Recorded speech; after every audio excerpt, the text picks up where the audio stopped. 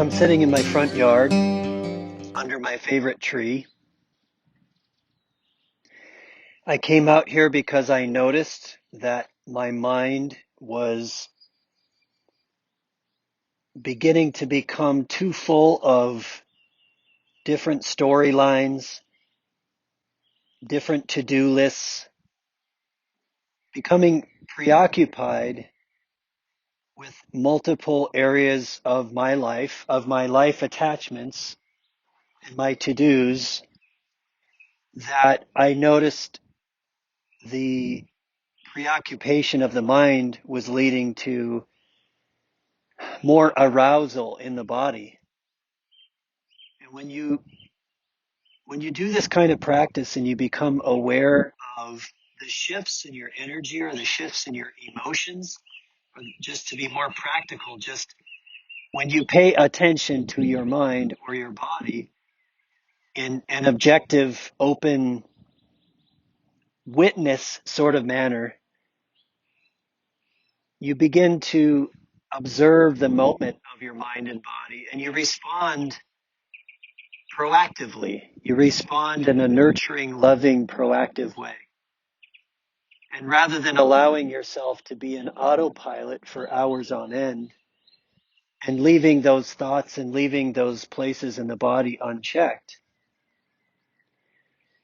you learn to monitor, you learn to notice.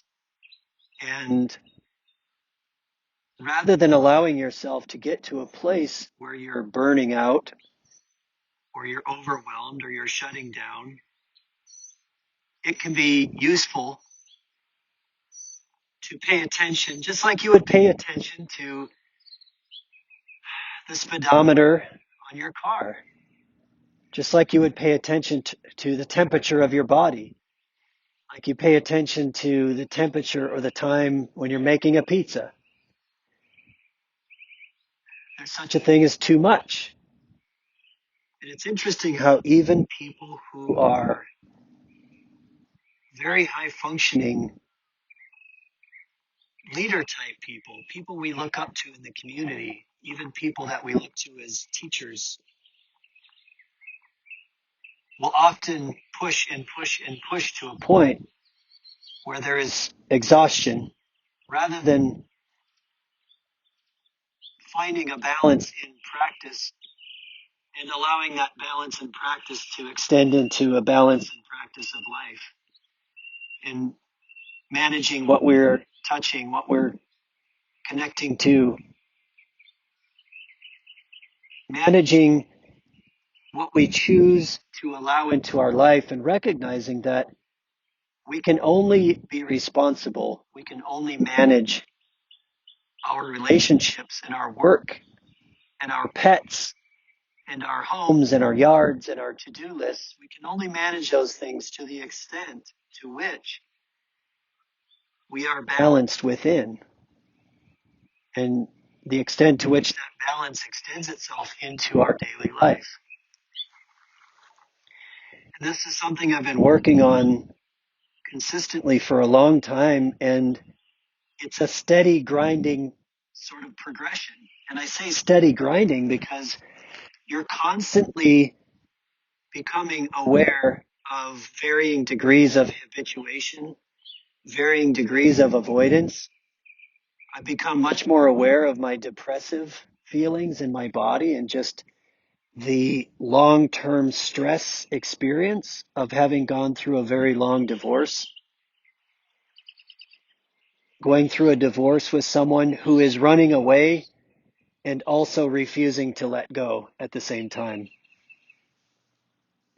And the more that you engage in this practice of being willing to not just notice and observe, but also respond proactively to what is occurring in your own mind and your own body, and to learn that as you go into this progression, you let go of the idea that you're going somewhere, that one day I'm going to get to a place in the future where my mind is always going to be quiet or my body is always going to be calm. moment you're in that thought, now you are in future and you are in illusion and you are no longer present. So even in this moment, I'm taking a breath because I'm engaging in thought and I'm engaging in conceptual thinking in order to convey my thoughts in this present moment.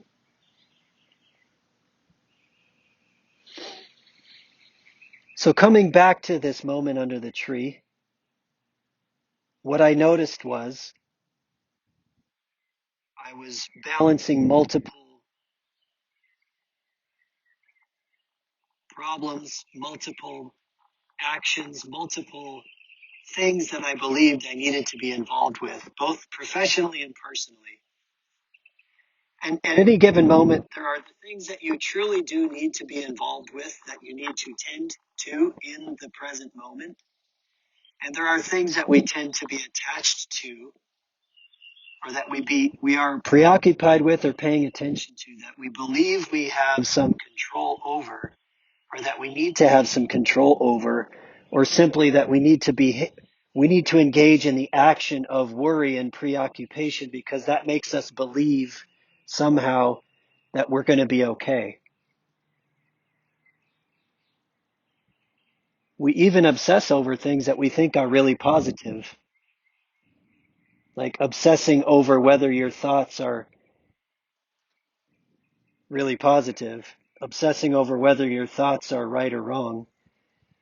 What if I'm not thinking in the right way and suddenly I don't manifest what I want in my life? Oh no. This idea of manifestation, unfortunately, has often become another maladaptive behavior. Rather than being in the vision or in the truth of your love and your chosen action or your chosen value, your chosen creation. In other words, what do you want to do with your life? What do you want to do with your time? What do you truly want to tend to in this present moment? And if you have some future vision that you want to create, how are you tending to that in the present moment?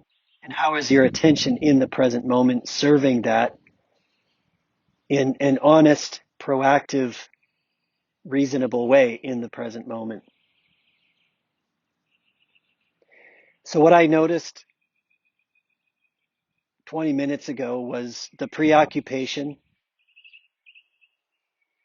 and in taking a breath and taking a moment, and you can do this even if you have the excuse that you're a really busy person. Or I have a job, I have important things to do, I have people to tend to. Even if you're that person, you can take 30 seconds to slow down, notice your breath, scan, observe your own mind as if you're observing the environment around you. I notice the flowers in the distance. I notice the blue sky. I notice the pink flowers. I notice the gentle breeze on my skin. I'm observing the environment around me without necessarily doing anything other than observing. I'm not judging. I'm not resisting. I'm not running away. I'm simply observing. And if you take 30 seconds or a minute and you slow down and notice your breath, and you notice the thoughts and the preoccupation of your own mind, you notice where your attention is. And if you are willing to be honest about where your attention is at all levels, conscious and subconscious, and you allow the unconscious to be conscious, then in that 1 minute, you can recognize the difference between what you truly need to be tending to, what you need to tend to based in value and love. You can notice the difference between that and all the things you're attending to that are none of your business, that you can't do anything about, that you are simply tending to out of worry or fear. And if you want to talk about manifestation or what you create, if you are preoccupied with to-dos, if you are preoccupied with thoughts, ideas, worries, expectations, social expectations,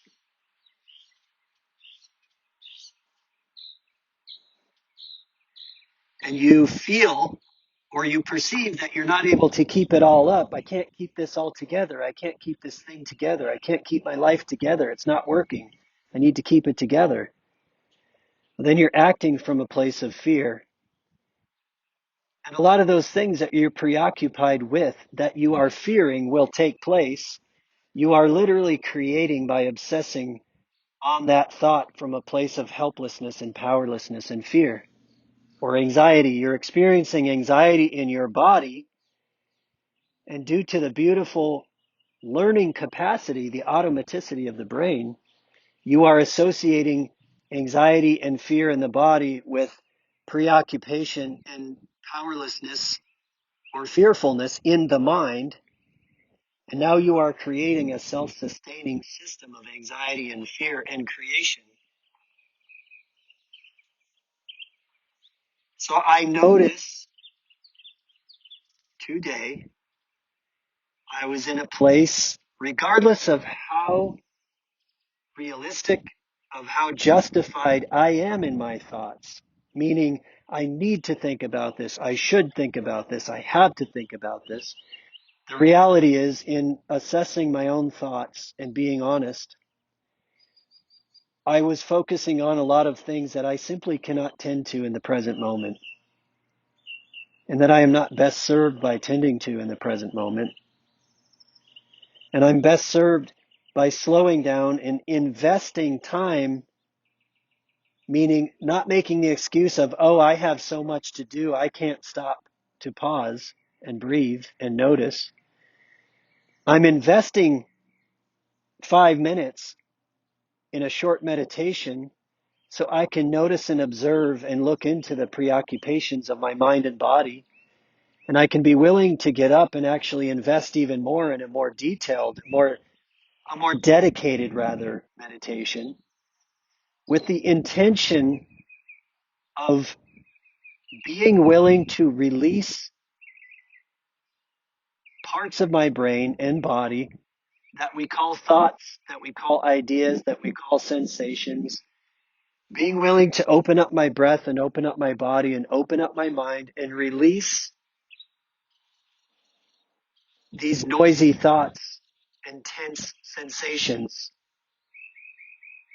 to release them and to let them go,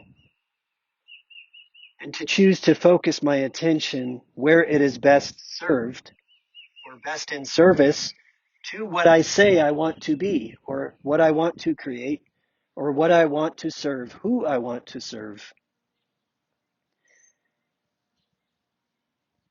And I'm sharing in this present moment because I realize many of these moments pass and I don't share them.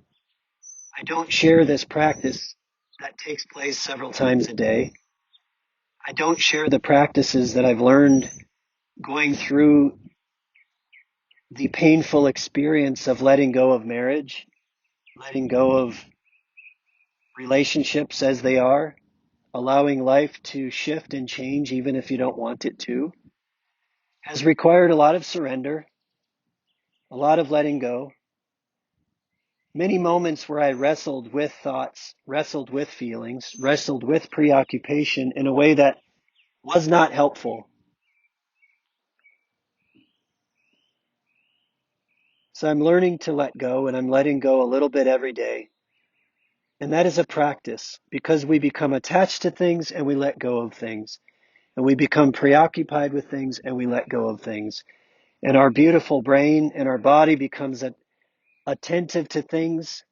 There are noises out there and people out there who want you to pay attention to them, and they make a lot of noise, and your brain and body gets preoccupied and attached with fear that is rooted in the stories of the world that you don't have to be a part of. You don't have to be a part of that co-creation. So I'm going to let go now, and I'm going to say goodbye now. I wish you a great day. Take care.